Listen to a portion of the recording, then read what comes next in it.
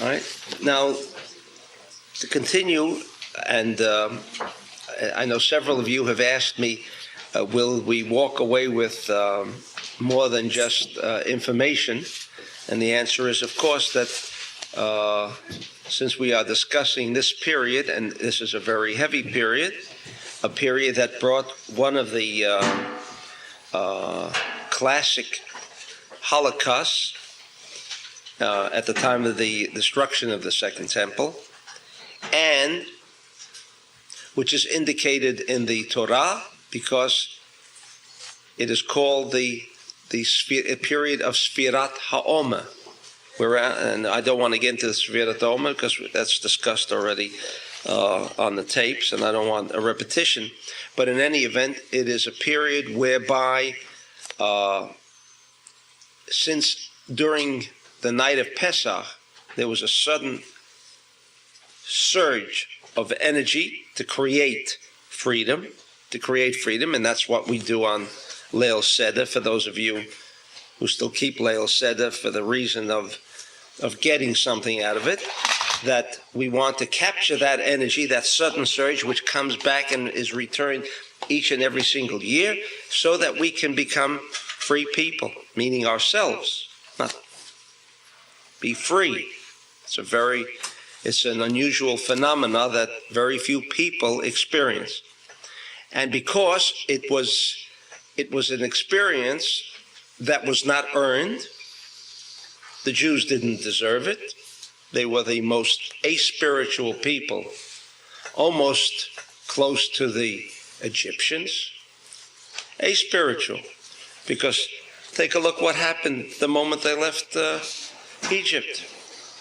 What was their desire after they saw the splitting of the Red Sea, after they had the manna, after they had water coming out of a stone? Where did they want to go? Back to Egypt. I just came back from Israel. What a beautiful piece of news I received. Jews are going back to keep Leil Seder. I don't know if they're keeping Leil Seder, but anyway, they're going back to Egypt. No, something's happening. Yeah, they're going back to Egypt. Oh, I thought I would be the only Jew left in Israel this last Passover. Yeah, so many. Streets were almost deserted. What? They're drawn by something. Sure they're drawn. I'm saying to that extent that here the Jews were in bondage, right? Whatever that means. And there was never a time where after some miracle happened, either it's the splitting of the Red Sea, or before the splitting of the Red Sea, let's go back to Egypt. It must have been great over there. And since, of course, according to the Ari's Shara Gilgulim, the gates of reincarnation, most of us are people incarnated from that Dor Deah, the door of knowledge, of information. That's who we are today. That's why things are going so fast, and that's why there's so much information coming out. Even Kabbalah, what has come out in the last 20 years, didn't come out in 2,000 years. And Rabbi Shimon said that.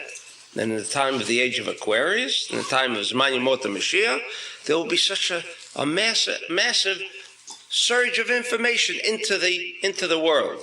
It's happening on a scientific level, and it's also happening from a Kabbalistic point of view. In any event, so what happened was the Jew received that surge of energy on the night of the 15th day of Nisan, but he wasn't deserving of it, and therefore it was immediately taken away. And so that dark period that created Holocaust, and also created maybe for some the state of Israel. Some think the state of Israel, if you live over there, you have to deal with the government and then deal with especially the Treasury Department. That's even worse than hell. So the Satmars don't recognize Israel.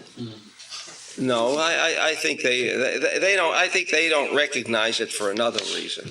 I think they don't recognize it because I think I've said the story here. A friend of mine who his last connection with Judaism was he was belonged to a Reformed temple, and then one day I must have told you the story. He went to see his rabbi. He says, "Rabbi, what happens? I mean, if the Messiah comes tomorrow?" He says, "I'll be out of a job." I mean, it could be a problem. So I think the trouble with the Satmar is they've got, you should walk into Meir Sharm sometimes, they got palaces there, not on the outside, but inside. And I think if Mashiach really arrived tomorrow, they'd wonder what was going to happen with the chandeliers and the beautiful furniture. And so, they what? Oh, they're in Jerusalem too. So they have a problem. Maybe that's why if they recognize the state of Israel, it might even mean almost the coming of Mashiach. That could be a problem. Right? Going to come anyhow. What? He's going to come despite what some people would want to cling on to. What? Which one's going to come, right? Okay, so therefore this is a period. So when we asked why is this period the time of such darkness, such negativity, and yet at the same time we're experiencing Chodesh Ziv. So we have a clue. We have a clue again. When the Zohar began off Vayikra with ask yourself the letters, understand the letters, we already said that which letter created the planet Venus, Noga, the Pei. Which letter created the month of Iyar or created Taurus was Vav. Together it's Pei Vav. Together it's Pei Vav, which is 86. It is not by coincidence that 86 also numerically is the same numerical value as Elohim. Elohim, another name of, the famous underworld character called God, right?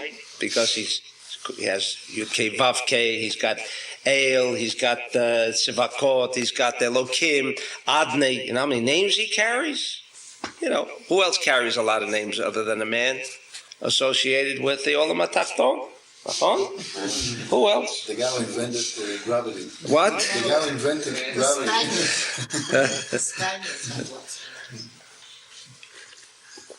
In any event, all those names are not different names of God, but that rather different channels by which the force of God is expressed. And so we have a clue. If Elohim adds up to 86, then it has a connection. Now Elohim, we know, deals with the physical reality, and it's only in the physical reality where there's troubles. If you live in the 99% real reality, where most of the people in mental institutions are, they live in the world of reality, right? You know the story about this. I mean, I have to repeat it often enough. Maybe it'll come home, but the fellow who'd been treated by a doctor for 30 years in a mental institution. It looks like most of you didn't hear that story. All right, I'll repeat it again. I like the story. Crazy, but something like that? No, what? I may be crazy. Oh no, that's the guy who was looking out to someone repairing his car, and you remember he had a flat tire and he had 4 bolts, right? So 4 bolts fell down the drain. He took off the tire, and accidentally he knocked over. You put the bolts into the hubcap, and accidentally he turned over the hubcap, and the 4 bolts went into the sewer, right? And he had 72 children in his car, and they're all starting to scream, and it's getting nightfall already. He's going out of his mind. What is he supposed to do? The next gas station he noticed that he passed was about 200 miles back. So what is he going to do? So a guy in a building yells out, "What's your problem?" He says, "What's my problem? I can't put back my tire, the spare tire." He says, "You have no problem. Take one off on the other 3 tires and you'll get to the next gas station." He says, that's sheer genius.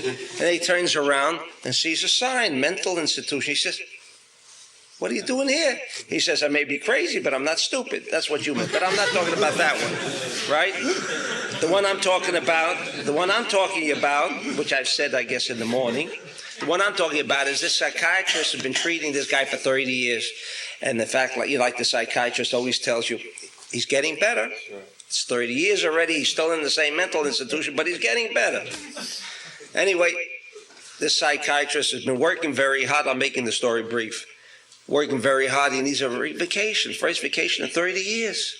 tells his friend, I'm going down. I mean, they become buddies of 30 years. I mean, he's been treating him. He knows him. I mean, how close? He's probably closer to him than he is to his wife. So he says, I'm going away on a vacation, going down to Acapulco. Oh, beautiful. Okay. He says, I planned on this for 6 months. And because I haven't taken a vacation in 30 years, I've arranged private chauffeurs and the presidential suite at the best hotel down in Acapulco. Okay, he says, good luck to you. Goes down there, comes to the airport at Kennedy Airport, right? Snowstorm. He's on the ground 7 hours. Oh, what a way to begin a vacation. Well, anyway, finally takes off and he gets to the hotel, right? Gets to the hotel, checks in. Man says, we have no reservation. No reservation? I've got the presidential suite. He says, I don't know, there may be a mix-up. He said, but we do have a room for you in the basement. Well, look, better than sleeping in the street. He takes the room in the basement, right? Anyway, long story short, everything goes wrong. When he comes back, he has the same experience, comes into his friend and says, oh, what a terrible time I had. His friend says, you had a bad time going down to Acapulco? As soon as I heard you were going, I felt I couldn't bear to be without you. So I rolled out my jet, called my chauffeur, took me down to the airport, flew in my private plane, no problem, checked in at the hotel. They had the presidential suite ready for me. And what a lovely time I had. Coming back, no problems. My chauffeur picked me up, went right back. In fact, I've got a special kind of plane that even with the greatest storm gone, I could land. Got the best radar system, just like, warplanes. And here I am. What a beautiful time I had. Psychiatrist here, he says, now there must be something wrong with this man. Right? So he brings in 30 doctors, say, we got to change it. This man's happy. Right? All right? So what is reality? What is reality? Reality is when you feel good all the time. That's reality. But if you feel good one day or 1 year out of a lifetime, or maybe 5 minutes out of a lifetime, that's reality. He's better off. He at least enjoys every day. The people on the outside, what do they have? In any event, Only when they're drunk. getting back to this point here of Elokim deals with the physical reality. And on the physical reality level, things are not so great for most people. Things are not so great. The reason why this period is a period of suffering and mourning, in other words, why were 24,000 students of Rabbi Akiva inhumanely slaughtered in this period, is because this is a period of negativity. But at the same time, to balance out the cosmos, Shor was put into this period. Shor, Taurus, to draw down this light. So what are we doing? We don't have a Bet HaMikdash, but in any event, when it was talking about korbanot, wherever the word korbanot of Shor is discussed, and it's discussed very often, where particularly about Lechatat, because this is a channel for drawing down energy. Therefore, according to Saadia Gaon, when you want to control the cosmos, you have an opportunity to meditate on the Pei Vav. Because when you meditate on the Pei Vav, you are then going to determine what's going to come towards you. So when we do meditation in the morning, when we do the Yana Bakor, which is again a system by which we can control the cosmos. Most people think everything is left to chance. Tomorrow it might be good, tomorrow it won't be good. Who needs that? That's what life is all about. Not knowing. If you could connect with the Pei Vav and use that Ana Bakor, which we use during the Sfirah. Ana Bakor is a prayer which was designated by Rabbi Isaac Luria to be part of the Sfirat HaOmer. So that means each night, when we count that Sfirat HaOmer, what is that? It's connecting to a particular vessel that can become a vessel at my direction. And if I don't create the vessel, it's like the scientist says, if I don't see the chair, if I don't say there's a chair, there's no chair. It's the same way in prayer. You could pray all your life. For 2,000 years, like I say, the Israeli, ask him, well, what's doing Iyar Tov? I say, Iyar Tov, what kind of a stupid man he is. 2,000 years, it's not Tov. Tomorrow I'll smach ma. It's going to be good, he says, tomorrow. I'll smach ma. Now, not Iyar, now. How could it be good? Sfirat Omer is a negative time. So, the Ari constructed for us the way to control this day. We start at night, the rest of the day should be a day full of harmony. Sometime at night is when it's negative, is that what you're saying? That's where we start. When it's the most negative, take the bull by the horns, right? As the expression goes, and then we're in control. Can we be in control? The answer is of course. That's what this whole book of Torah is about. Control. Connecting with what? The reality, not the physical reality. Not with Elokim, but going above. Going above Elokim. How do you go above Elokim? The Pei Vav. That's why it also has a numerical value of 86. Because Elokim deals with the physical reality. It's an expression of the force on the level of Eitz Hadat Tov Ra, or where the short is Noga, it's good and not good, and we can go right above that and say, no, you're going to behave the way I want. That was the Korban. When someone sinned, he brought a shawl. Why did he bring a shawl? Because the Torah is already revealing to us that when he brought a shawl, and through the Kohen knew what to do, and also this person knew what to meditate. He was meditating on what? On the Pei Vav. He was meditating on the Pei Vav so he can rise to another level of consciousness, rise above the Aveira. What does an Aveira mean? A bad man? No. Aveira means he passed over energy somewhere else. He's lacking energy. He needs energy. So when he brought that Korban, he was again restoring the energy that he needed. That's what the Korban was all about. And every Korban that he brought. And so when the Torah discusses Vayikra, it's beautiful. It is in fact the most important of the 5 books of Moses. Because this brings you close to the world of reality. That's why it's called Korban. Likarev. To get close to it. To get close to what? The world of reality. That's what Korbanot were all about. No sacrifices, but to bring the person how he can connect. Now, we said that Noga, Venus, rules Taurus and also rules Libra. What's the connection? But you had a question? A comment. It's interesting to know that when a child begins Chumash, begins Vayikra. I was waiting for someone to say that. But you asked them why. The answers you get is just, it's not realistic. It may be good for a child. He might accept it, but I doubt that he accepts it. But that's right. In all religious schools, they will begin the study of the Chumash, of the Bible, with the Sefer Vayikra. That's right. Why? להקריב אותו לתורה. So why? What? And what about Shemot? No? But if they understood that Korban meant Lakriv, then they would understand. Lakriv doesn't mean sacrifice. That's the trend. Even in him. Liot Karov. And it's a krav also. It's a battle. There's a negative energy force here that's taking hold, and you want to get rid of it. They say You want to become free.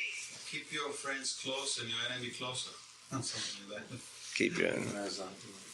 That's so you David, watch it. well, King David said, look, Hashem, You have to watch it. you take care of my friends. I can take care of my enemies. I know who they are. right? Maybe that's what you Maybe meant. you say watch already. What? Like keeping That's them right. closer means like keeping them Under control. Okay, okay. All right. So now what is the connection and why was there a design? And if you know something about astrology, you know that Noga also controls, or when we say control, meaning it has a hashpa'ah, it has an influence over Maznaim, over Libra. Why over Libra?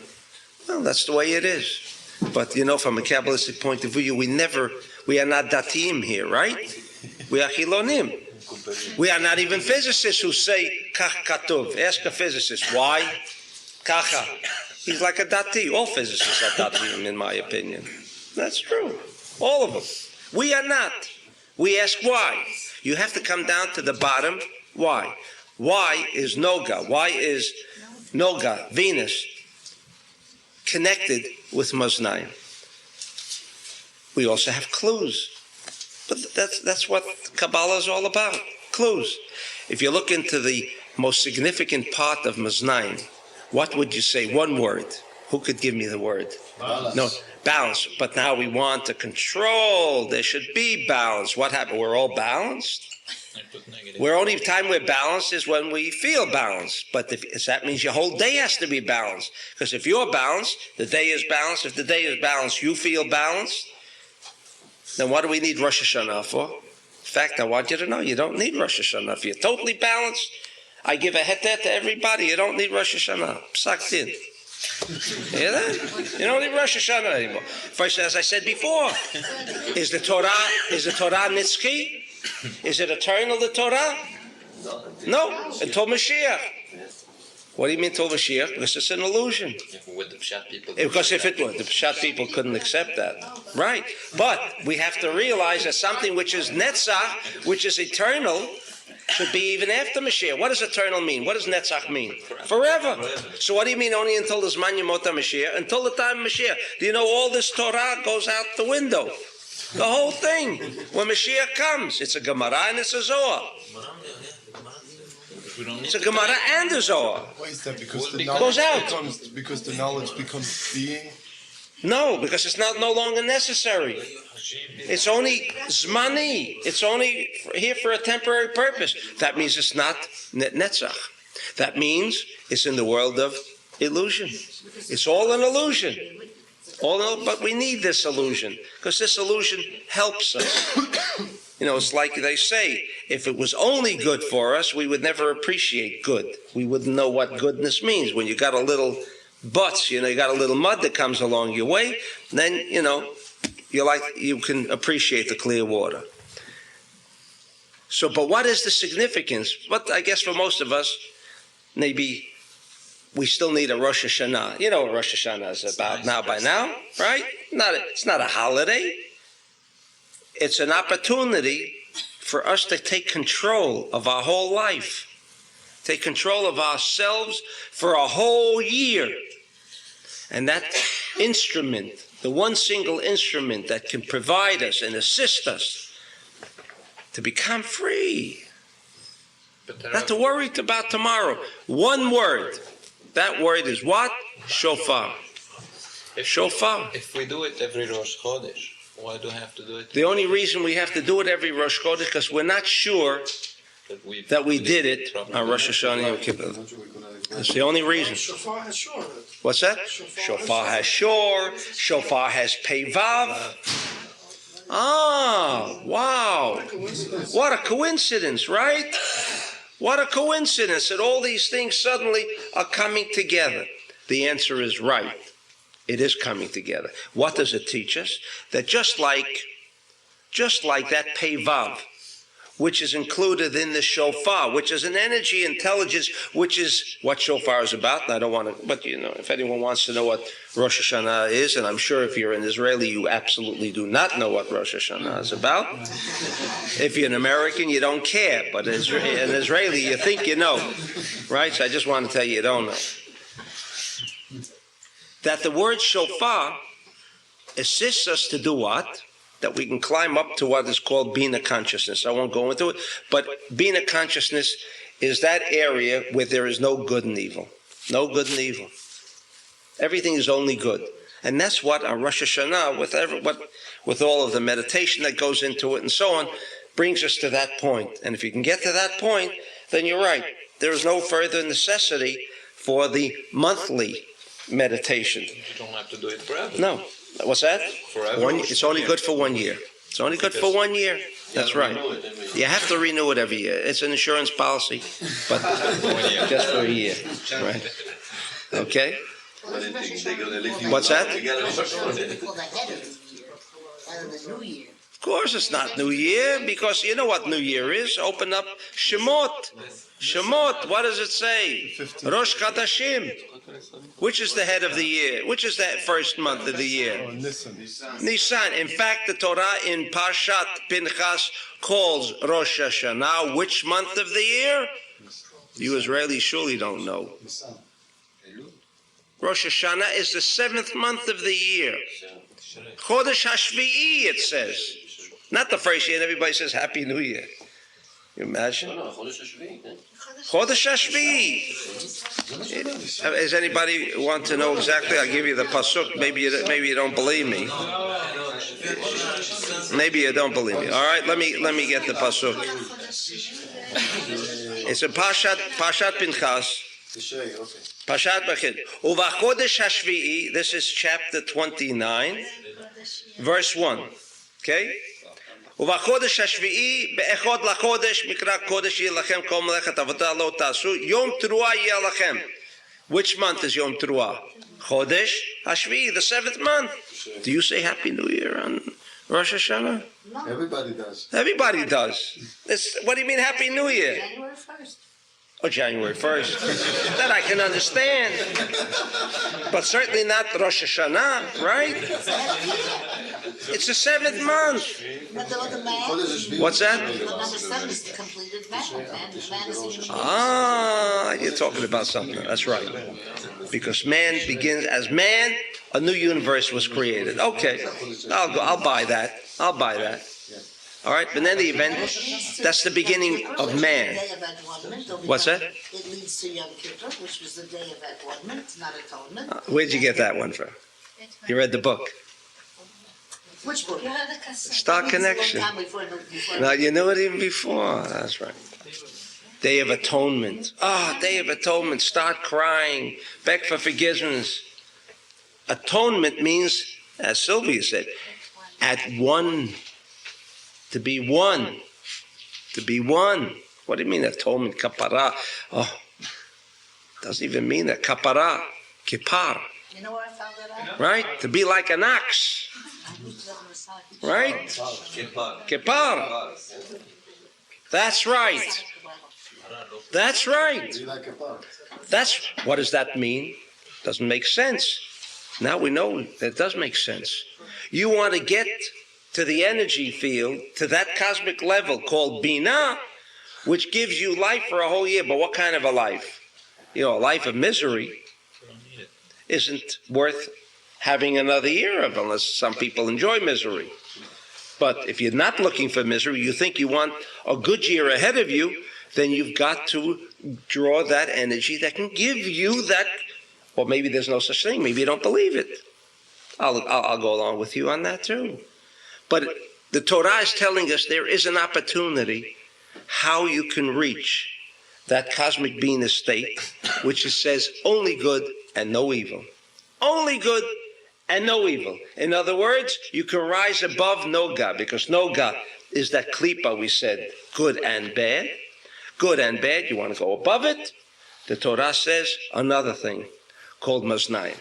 Therefore, the connection between Iyar and Maznayim fit in beautifully. They're both dealing with the same concept. How to rise above and touch and connect and tap that place called Binah with only pure positive energy. If you can capture that energy, then you should have no problems. And I'm not going to convince you that you will or will not, but if you try it out, it might even work. Right? You try it out, it might. But that's what Rosh Hashanah is about, and nothing else. And if you don't do the right meditation, according to the Ari, stay home. Stay home. Meditation. That I got 14 tapes on, but don't let me sell the tapes, Sylvia. Tell me which one I'm What? buying tonight. Okay. Oh, so it was worth my mentioning it. I made a sale already. All right. So this is the connection. This is what Noga represents. Noga represents an opportunity, a clue that we can rise above. Now we ask, where does the word Iyah come from? Noga, we'll understand where that came from too. But meanwhile, Iyah, a word Iyah, mentioned in Sefer Yetzirah, where does it come from? And so, the Ari, of course, along with Rabbi Shimon, it calls it Chodesh Ziv. If you call it a month of unusual energy, then we can go on and understand what the Ari said. There is a pasuk at the end of Bishalach, which is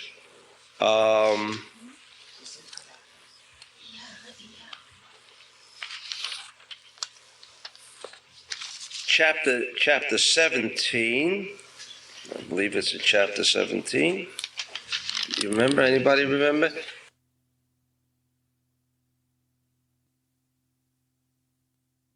Okay, Ki Ani Hashem.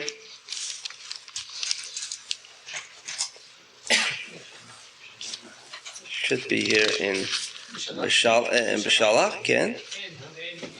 Ma? It should. That's right. Here it is. Okay. This is in chapter 15.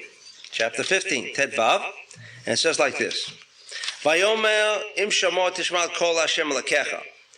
And if you will diligently listen to Hashem, vazanta lemisvotav, and here it becomes already a little dati, vazanta lemisvotav, but I want to assure you he doesn't mean mitzvot. What he means is, for those Israelis especially, it means safta, making connections. Mitzvot does not mean commandment, Vazanta lemisvotav, and you'll listen and learn how to make connections, because that's what the word mitzvah means, tzavta. Did you ever hear the word tzavta? Yeah? Okay. Right. V'shemata kol chukav kol hamachla asher samti v'mitzayim. All of the diseases and all of the sicknesses and all of the illnesses that I brought in Egypt, lo asim alecha ki ani Hashem rofecha.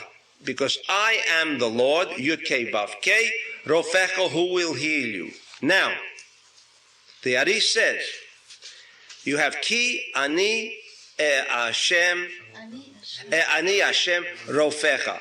Ani is Aleph, Hashem, Yud, and he combines it with the word Ki, and Rofecha. And he learns out from this code, it's a code, that the Chodesh Iyar is a singular month for the Fuah. Two Yuds. Aleph, Yud, Yud, yes. Ani, you have the Aleph, the Yud of Ani, and the Yud of Yud Kei Vav Kei, and some say you can use the Yud of the Ki, and the Resh of Rofecha, that he says that this month of Iyar is a month for the Fuah. If anybody's sick, this is the month to connect with. Iyah, the Hebrew name for Taurus, is Iyah. This month. That's right. But besides the point, the Hebrew really, even if you want to say Taurus, is Iyah. In Hebrew, Taurus is Iyah. Yeah, he says this. You think it's mine?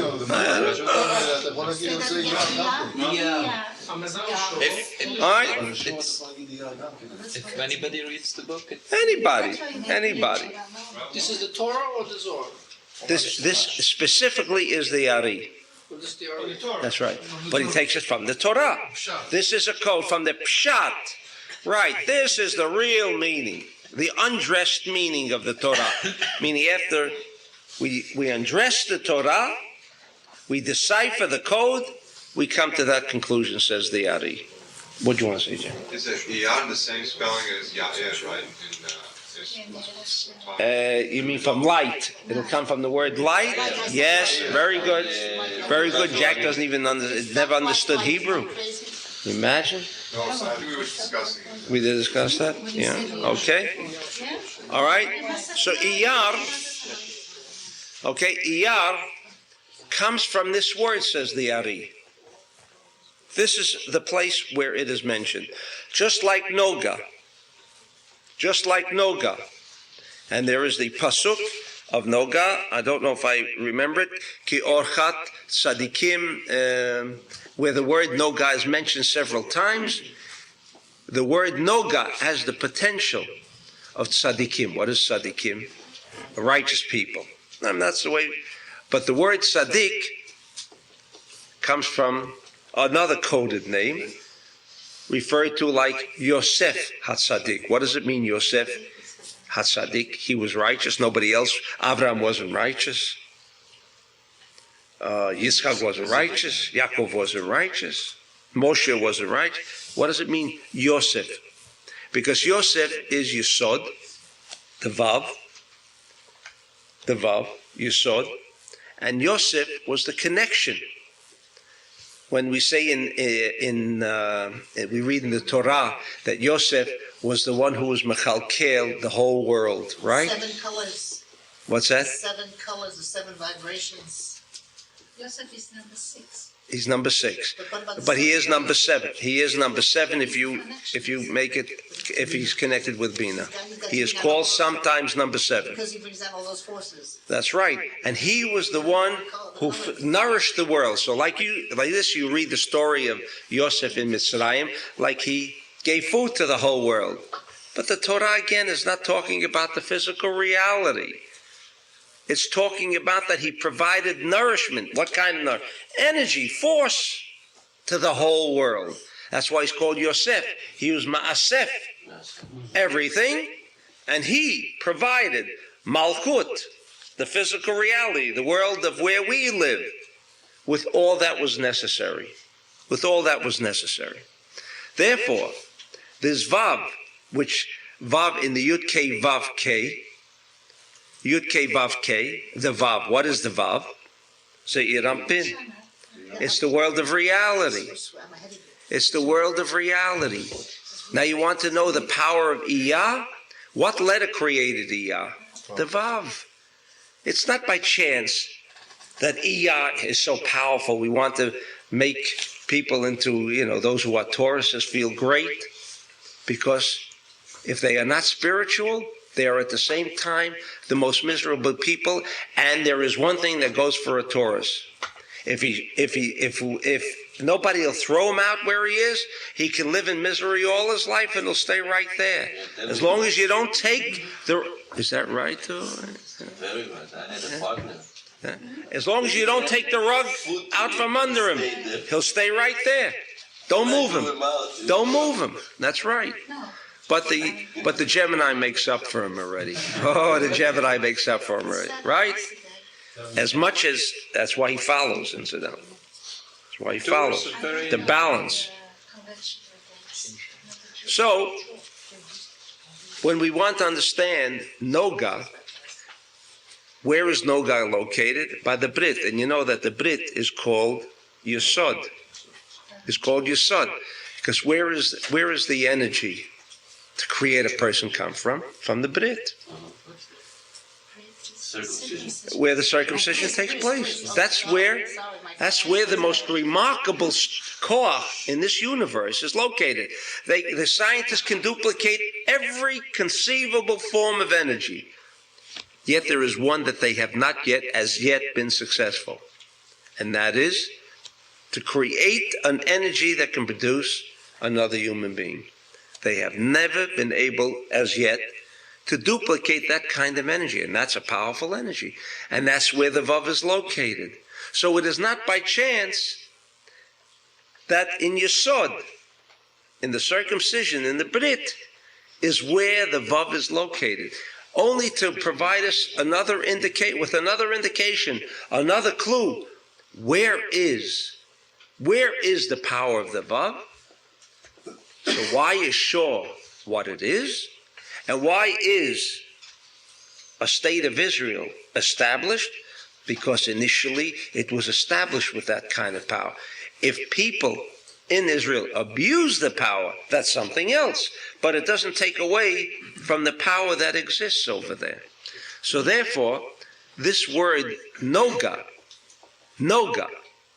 is, as I mentioned at the very beginning, if you remember, the fourth klipa. Where? In the Brit. In the Brit. It is what? It is the good and bad together. That's why I say a Taurus can stay where it's bad, where another individual would run. Run, it's bad. He can handle it. How can he handle it? Because internally, as bad as it is, the other part of Shor tells him how good it is. Is he stupid? I mean, we're all standing around observing this Shor that doesn't have what to eat. Don't move me. It's great where I am. What do you mean it's great? He's got nothing. It's great where he is. That is the klipa of Noga. So we're not saying that Shor is so great. Sure, it's great. But because it is so great, that's why it's not Etz Hadat, Tov, and Ra. You know, you can remove it's either good or evil, right? In the tree of knowledge. Here, it's called Tov and Ra, not Tov V'Ra. It's called Klipat Noga. It's a combination. Tov Imra. Ma? Imra. Together.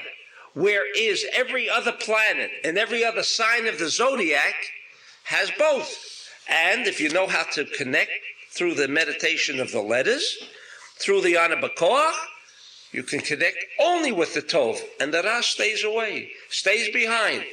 With Shor, you can't do that. Shor, you have to take both, and they will always stay together. That's why it's called Klipat Noga. It's something that can't separate one from the other. That's why in the Brit, which unfortunately, my understanding is that most Brit that are done, the membrane is no longer found necessary to tear. Just tear it apart. A very essential part of Brit. Yet there are very few people that even know the existence After of it's the cut off. after the Orlah, after the foreskin is cut off, there is a requirement to tear that membrane. That's foreskin. That it's not a foreskin; it's a thin membrane called priya. That's right. Is it still the penis when it's That's right. That's right. What's that?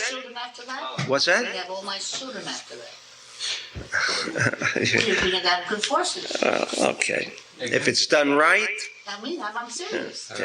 yeah. Well, but it requires more than that, unfortunately. Again, the power. What? Okay, that's right. Again, another clue. That's right. And it Priya. comes twice in the Priya. One, it's Pei Resh. Right. And the second, the Elohim is appearing. This is the Ayin, Yud and Hey, 85. 85 with the And with the Kolel is 86. The Pei Vav appearing All right. also. What we're saying is that that the names in Hebrew are not indiscriminately as a form of language. They found a word. They needed a word. They chose this word. There is no word in Hebrew that wasn't chosen for a specific meaning. There's a word Selah. There's a word Evan. There's a word Avon. There's a word Pesha. What do you need all these words for? Each word, because it is spelled a certain way, indicates another energy intelligence. But stone is stone. No. Evan is not Selah. Selah is not Evan. Because you're talking, but it looks like it's stone, rock. It's all the same, right? No. It's like I promised you we would discuss bullfighting in Madrid, right? I don't want to leave you walking out of here without an explanation about bullfighting, right? Like that, how to connect. Right? Now the bull goes after red. But we know that animals are colorblind. He doesn't see red. How does he go after? And they do not go after white. Why don't they go after white? They're colorblind. What's the difference? vibrations. Because we know that when we talk about red, like we said about milk, and someone mentioned about milk and meat, you know already why we don't eat milk and meat together. Because the Torah says so? Because it's a commandment? Of course not. Because when the Torah says that when meat is red, you know why it has that color red? Because it gives off a 99% reality of energy intelligence called negativity. And you know why milk is white? Because its internal energy reality level of intelligence is what? Positivity. Now you have two opposite forces. Two opposite forces. One with a desire to receive for oneself alone, one with a desire to share. Now, like everything else, how you see in a bulb, you have two poles, but you have a filament. The filament can make a circuitry out of both of these two opposites. The Torah, when it says do not eat milk and meat together, it is because this filament, like in the bulb, does not exist. There is no energy intelligence of the chirik, of the dot, remember the neutron, in the segol, that can combine these two. So if you want to, go ahead and eat. The Torah is saying that when you take these two elements and you digest these two energy intelligences, don't look at this anymore as a piece of paper or a napkin. Do you know 99% what is this napkin about? A dynamic dance of energies, of atoms. Trillions of atoms are moving around in this little piece of paper. That's the world of reality. Like this, we think there's no movement. If I just keep it like that, it stays still. But that's an illusion that it's staying still. Because 99% of what's going on here is such a dynamic interchange of energy moving. Same thing when you look at meat, you look at milk. It's an illusion to say it's white and milk is as it is. Talking about energy intelligences of positivity in milk. You're talking about positive energy intelligences. That's why it's red. So what does the bull? The bull is a smart animal. What does it experience? Vibrations. When this color is red, it doesn't have to see red. It sees reality. What is the reality? Why is that red? When it's red, it means that cloth has an energy intelligence of negativity, and it is drawn to it. When it's white, the dominant energy intelligence of that white cloth is positivity. It's not drawn to it. It feels it because it connects with reality. That's what we're talking about. We want to connect with reality. That's what the whole Torah is about. It reveals for us. It reveals for us what's going on in the world. Because the scientists already have convinced us that what you see with your eyes and what you hear is an illusion. It's an illusion. It's not real. It's not real. I'm not saying that. They're telling it to us. Anything on a physical reality level is not real. So where is the real world? The real world is that 99% that the Torah is talking about. Again, concealed. Why it has to be concealed? The same way as a soul cannot express itself unless it is enveloped into a body, which again, the body. One of your books say that's why we wear clothes. Of course. But Rav, even if it's not concealed. What's that? One of your books say that's why we wear clothes. That's right. Why do we wear clothes? It's the craziest thing, right? You want to become revealed to the world? You got to clothe yourself. So far, I mean, the whole world isn't into nudity, right? You know, I mean, still everybody gets dressed before they go out. To clothe yourself. Why? Because the physical reality is an illusion. So put on another clothes, a set of clothes, another cloth. What's the difference? That's not the real you, because he wears nice clothes, or he wears shabby clothes. Does that indicate what he really is? Of course not. The same way as a physical body cannot reveal what's really going on. You have to feel. You have to feel. And if you're stuck in the mud of the physical reality, everything that's physical is what's important, you never can reach the world of reality. Never. As smart as you are. Because the psychiatrist already convinced us. How much of our brain do we use? 5%.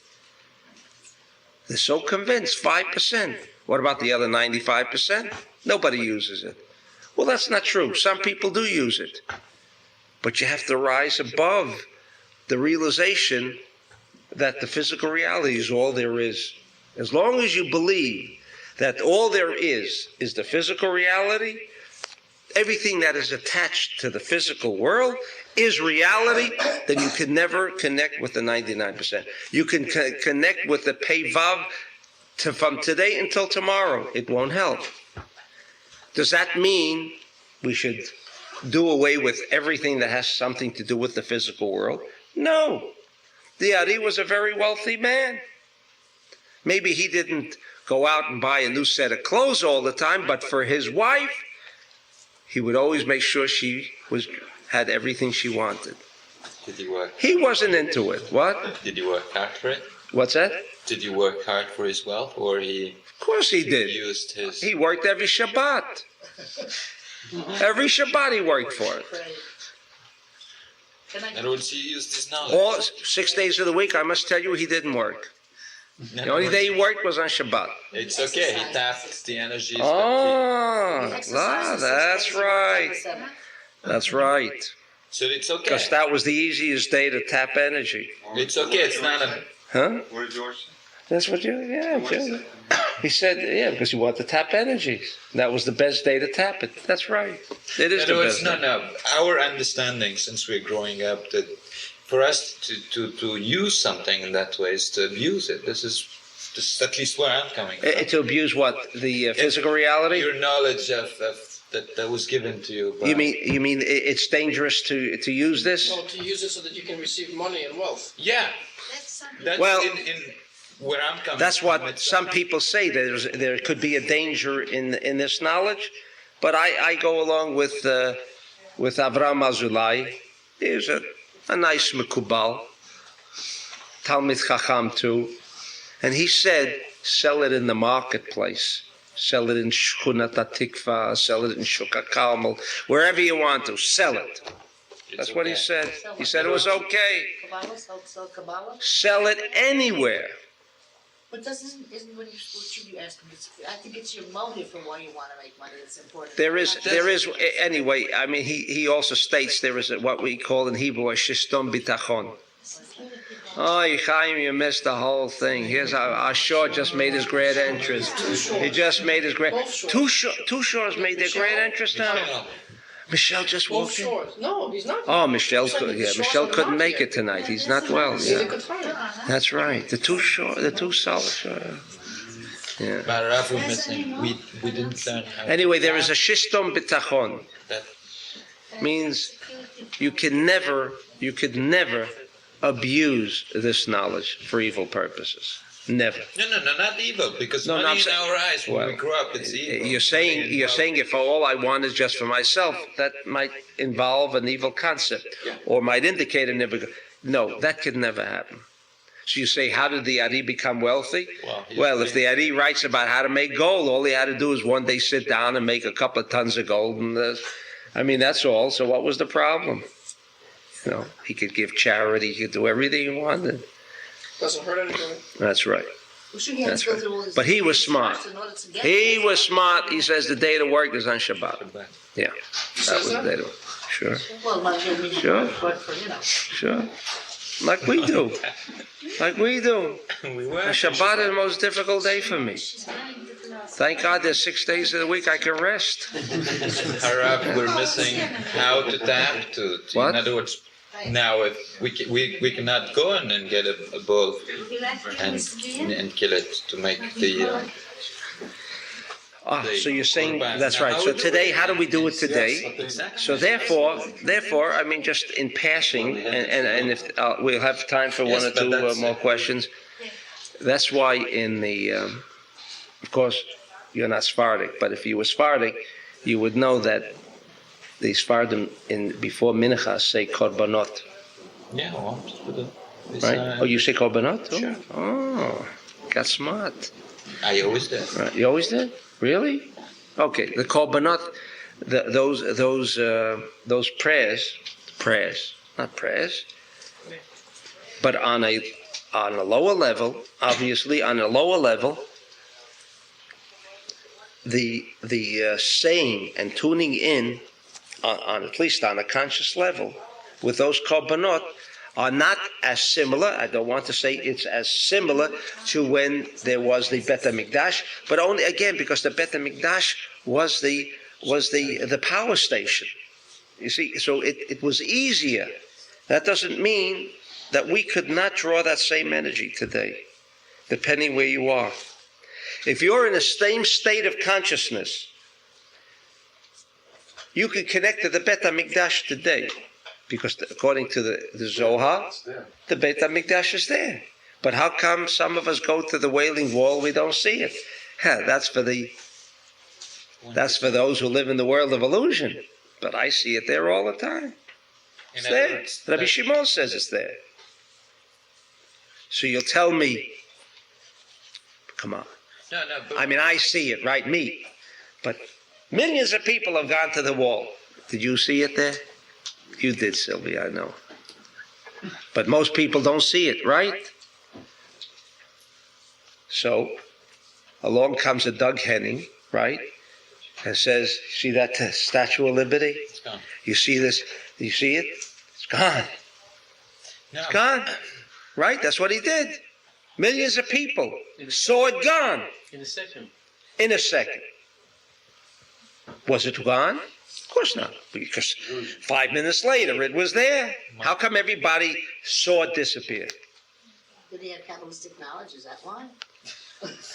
Who knows? The benefit of what he is doing, and I saw him perform for that reason. I really wanted, is to ultimately bring to the attention of people that maybe everything around us, like the scientist says, is really a world of illusion. Maybe. But our ego is so strong that compels us to say, I don't see. I don't see. But when along comes a guy like Doug Henning and says, yes, you don't see. Tell me, do you see the Statue of Liberty? No. It's no longer there. Everybody wants to belong to the majority. Nobody wants to come and stick as a thumb and say, I don't see it. And Who said everybody majority will is be- right? It doesn't matter, but this is... The world is living in a world of illusion because he can make anything disappear in front of your eyes. All right? No, but I'm going back to the korbanot because... So that when we say the korbanot, We don't have the oven. when we say those korbanot, if you can picture those korbanot, when it comes to each korban, How? I've never seen anything like it. Some names so I would recommend that you get a picture of Shore No, I mean, No. there was other things. and get all the other things that are mentioned and see it in the Bet HaMikdash being ritually slaughtered and the Kohen taking care of it. They should make a movie. Is that... What's that? We should make a movie. Maybe we should make a movie. Harav, it says, chayav mitai. If you make a mistake, you The Kohen is doing. I wouldn't do any of this. The Kohen. You remember what our fellow in that mental institution said? I mean, he didn't drive down there by himself. His pilot drove him down. Here, the Kohen is going to do our work. I didn't say we would do it. Okay. And I think any questions? No. Is that also the principle? What's that? Is that also the principle that on Pesach night you're supposed to see, you're supposed to feel as though you yourself are you're going out of Egypt? This is the whole principle behind the Chayav Kol Adam. What does that mean, Chayav Kol Adam? That we have to feel? If you have to feel, that means you feel free. That I can right now give another psak din. You don't have to do the seder. If you feel free, then you don't have to do it, because the only purpose for doing Leil Seder is to connect with an energy force that came out that day that could create for me freedom. But if I'm already free and I know what tomorrow is going to be about, see, I have no fear about tomorrow, right? What's freedom? I know next year everything is great, so I have freedom. That's what it says. No. It says as though you well- are going out of the land of Egypt every year. And that's a myth. That's a myth. It's a contradiction. Chayav. No, Chayav If is it's Chofshi, how can it be Chayav? That's the point I'm trying to make. I mean, you want to make me, it's like the doctor said to the mental patient, come on, let's get together. How can we get this guy out of that frame of reference of happiness? Chayav, I'm free now. You want me to tell you now I have to feel I'm in bondage? That's the mitzvah. Before you feel free, you are the whole Seder leads up to that point. But I'm free already. In what way? Because you're telling me now I should feel that I'm a slave. Obviously, I'm free. If you are going out of the land of Egypt. But it's not Why? It's I'm out already. It's the personality. Am I out already, or you want to put me back in there? You want me to send me back for Pesach to Egypt? Come out again. I don't want to go Back back. in there and out again. I don't want to go back. Why? The whole purpose is to feel that the Rebbeinu Shalom is the one that took out the. Are you telling me that? You know how most of us feel so imprisoned? Is it bars that make us feel imprisoned? A man living with a cloth, I can assure you, he doesn't need Leil Pesach to remind him about the prison he's in. Marriage could also cause a human bondage. Is that right, Torah? It's possible. I shouldn't tell you about it, all right? I won't tell you. I won't discuss it. Sometimes prison Okay. is easier than You see the fallacy of that Chayav Adam? I write that in one of my books, Star Connect. Chayav Adam, what do you want me to do? Put me back in the bondage? I have the book. Oh, you have the book. He sold me 4 of your books. I gotta show you. Who did? Moshe. Moshe? I didn't know Moshe you were working for. Oh, good. Look at all the salesmen. Chaim, but I bet Chaim got it. Chaim. Look at that. Huh? Who? Why?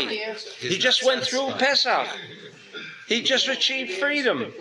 He was a slave before. You know what? I bet you anything. It happened to me, and I might say it. I bet you anything, anything you want. You say Chayav Adam. And you've got plenty. You want to make me feel like a slave? Next year, before I'm the free Pesach, already. I would give you the exact What do you want? things that you have to prepare for Leil Pesach. And you tell me if you Chayav. feel like Chayav. a person, Of course. the true meaning. The purpose is freedom. So you're saying, well, first feel the pain of sin. What? Forget me. I'm there already. How many of us feel It would free? be true to you. Representative of the A ego, true low freedom self. that you've What's that? never experienced Egypt before. represents the low Before self. you That's what know. we're in bondage to. And not Egypt, the land of Egypt. I don't say no. Of course not. Egypt is an illusion. The real one is The real freedom was that they went out of that low level of desire to receive for oneself alone. That's why you ask the question.